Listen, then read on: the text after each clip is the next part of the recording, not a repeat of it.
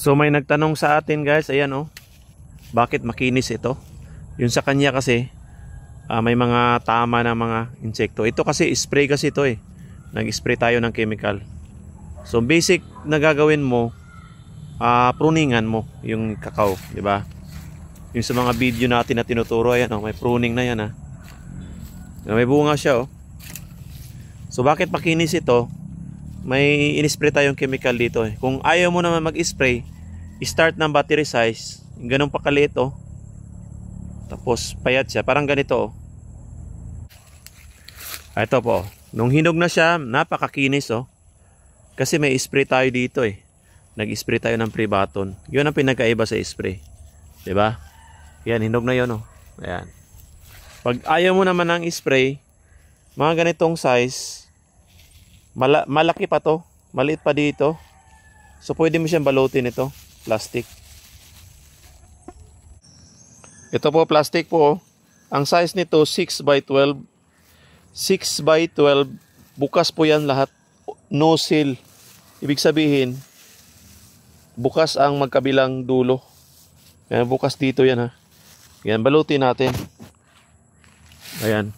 Dapat balutin para hindi na siya makakagat ng mga insekto. Yun ang gagawin natin. So balot, pad sleeving. Battery size, maliit pa dito, pwede nang balutin. Ito sobrang laki. Huwag lang ganito oh.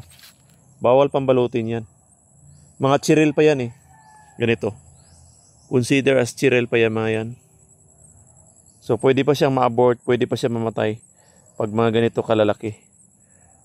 Magmo-moist kasi yung silupin natin kaya hindi siya mabubuhay, mamamatay po. So pag malaki na talaga, ganito, mahirap na rin kung ganito kalaki na. Ito spray kasi ito eh. Ganito kalaki na yung babalutin natin, kaya nagkabutas-butas, kinakain ng insekto yung kakao mo. Kasi wala siyang spray, walang balot. Dito yan eh, may mga insekto dito, pad borer, iba-ibang insekto na kakain dito sa ating kakao. Kaya pag walang spray, walang balot, yun ang mangyayari sa yung kakao. Magiging pangit. Katulad nito, kahit inisprayan siya, meron siyang, di ba? Kagat na mga insekto, yan oh. So ganun yun, dapat pad sleeving or spraying. Pero walang bulok yan. Kasi gumamit tayo ng Pre-Baton dito.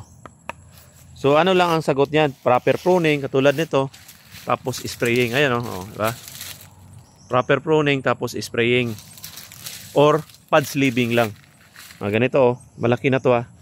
Malit pa lang, battery size, babalutin na. Yun ang sagot doon sa tanong niya. Ano daw gagawin sa ating kakao, di ba? Tingnan niyo po oh. Oh. Pwede na tong harbisin.